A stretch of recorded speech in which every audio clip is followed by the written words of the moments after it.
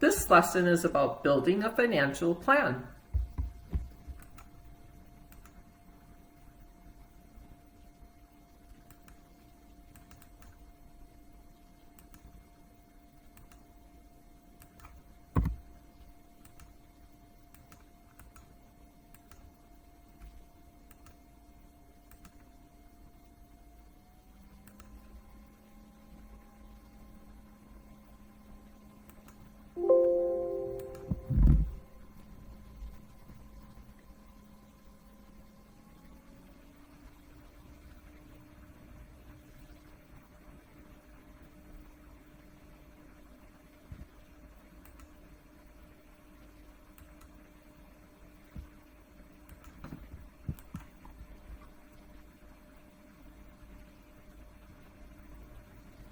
This lesson is about building a financial plan.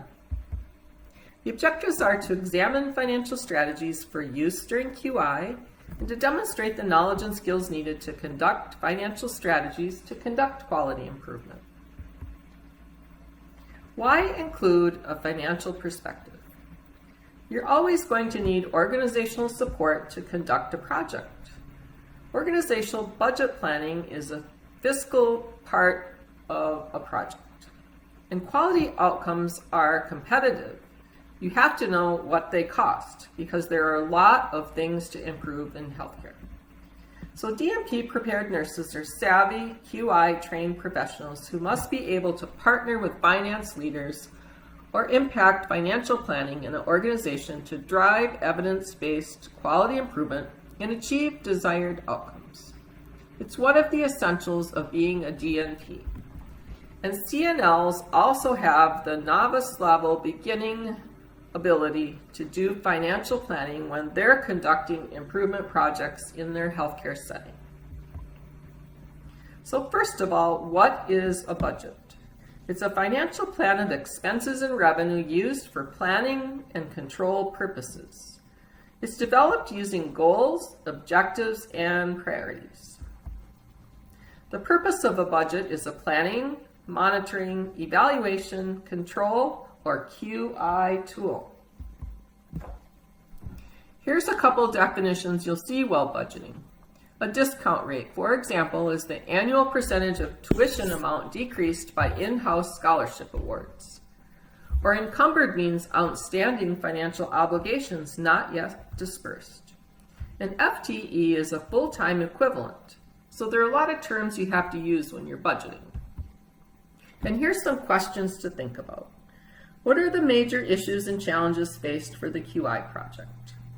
What are the major opportunities for the project in the next 3 to 5 years? And what are possible areas for cost reduction as a result of the QI project? And there could also be revenue generation areas from the QI project. So all of these questions have to be thought about while you're planning your budget. So accounts are the categories into which the effects of transactions are recorded. There's 5 major account categories when we do budgeting. Income, which are the proceeds from sales. Expenses, which are the cost of operating. Assets are what you own, like an ICU bed. And liabilities are what you owe, like a bill. And equity is the net worth or level of investment. We primarily look at income and expenses when conducting QI budget planning. So what are the components of a budget? Revenue is allocated for maintenance and growth. It's based on past performance, new factors, external circumstances, and it should be realistic and avoid high and low estimates. And what are operating expenses? They're the daily operational expenses like the salary of a RN, the cost of the phone system, supplies like wound care dressings, and they're related to the core business operation. Whereas capital expenses are large investments like equipment, renovation, and it's usually centralized and there is depreciation involved. Here's what a budget cycle looks like. It can be on a fiscal year, an academic year, a calendar year, but it's always in a continuous loop, and it's usually 12 months long. Here's some things to consider when developing a budget: the program mission, the goals and objectives, and use of the goals and objectives to create the budget, strategic planning, scenario planning, and budget assumptions.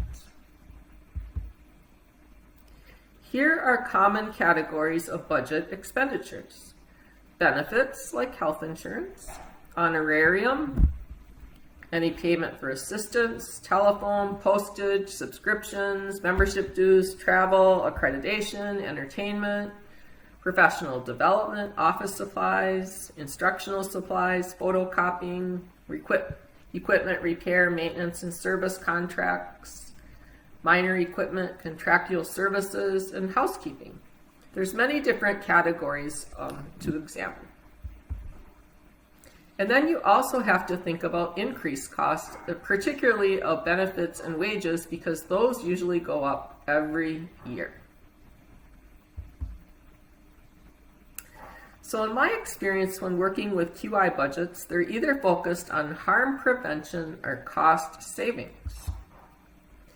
So usually cost of nonconformance or cost savings or harm prevention is an internal failure of some sort. Like a harm would be a patient who falls and has a TBI. There is a difference between internal failure cost and external failure cost. So internal failure cost could be a fall, which occurs because a nurse tech does not use a gait belt. Whereas the external fall failure cost could be a bed that got stuck in high position and didn't lower and the person falls. There's also cost of conformance. There's prevention cost, where it takes time for people that are on staff to do interventions and tasks to prevent something from occurring. And there's also appraisal cost, where you have to examine, measure, and check. A really good example of this is with fall prevention. We have to do fall risk assessments in most of healthcare, and it takes time for the RNs to do this and to complete the tool, so there's a cost to that. That would be an appraisal cost. And then there's prevention cost, where the nurses or nurse techs take action to prevent a fall. Here's what a quality cost report can look like. And here's another example of a comparison between two different years. And here's a cost-benefit analysis, which I see a lot with student projects because they're intending to improve a patient outcome and reduce length of stay, readmission, or some critical healthcare failure prevention. So when you're thinking about your project questions, like what kind of project you're working on, what are the ideal outcomes you're striving for, what potential impact could a project have on the organization, and what resources do you have to invest in your project? In order to reach these ideal outcomes, what would be required? You have to assess the problem, propose the evidence-based solution, implement it, measure the impact, promote a team approach, which will take wages and benefits. You look at the impact of the culture, sustainability on change, and engaging stakeholders. So each of those QI parts has cost associated with it. So you need to build an operating budget, the revenue and expenses. So you also have to think about in-kind donation. But when you're working in a setting, there's usually a project manager, which is wages and benefits. Student projects usually are in-kind donation of project management. Sometimes there are also grants that help support these types of activities. We always try to look at return on investment and calculate that. Like if we take action and we reduce hospital length of stay by 1 day, how much will that save based on what we're doing? You always look at expenses, stakeholder time, meetings, time to educate, project participation. You look at the average hourly rates, and you also include fringe benefits. And you think about loss of productivity when they would be doing direct patient care. Again, there's always project management time expenses for every QI initiative that's underway. And sometimes we have consultants like statistician, and you have to use materials like printing, copying, or computer IT support. So you have to think through your entire operating budget for each QI project. You also think about in the future with sustainability over time, if this project were to have uptake in the organization, how much could be saved at years 2, 3, 4, and 5? You always consider sustainability and the return on investment. It's usually quantifiable depending on the project. You estimate when the organization may experience profitability by making a practice improvement. It's the net profit divided by the cost of the investment times 100. It should always be calculated for every QI project. If outcomes are pending, particularly related to a project projected 5-year financial plan, consider other benefits to the organization that may result from your project impact. Patents, marketing, competitive industry edge, or national recognition. All of these have value. Usually we use a Microsoft Excel template to do the operating budget. It's online in Blackboard, and it's under the course site and a tool to help you get started. So here's the assignment this week. Think about the following elements, complete the worksheet as assigned, and remember QI is an iterative process and your worksheet may change as you learn new or additional information or find new evidence. So we need to facilitate financial support. Place innovation on a fee-for-service list formulators for which providers can be reimbursed. For example, the drug is placed on a formulary, a procedure is now reimbursable. You also have access to new funding to facilitate the implementation. It could involve new uses of existing money, accessing block grants, shifting funding from one program to another, cost sharing, passing new taxes, raising private funds, or applying for grants. Or fund and contracts for the clinical innovation.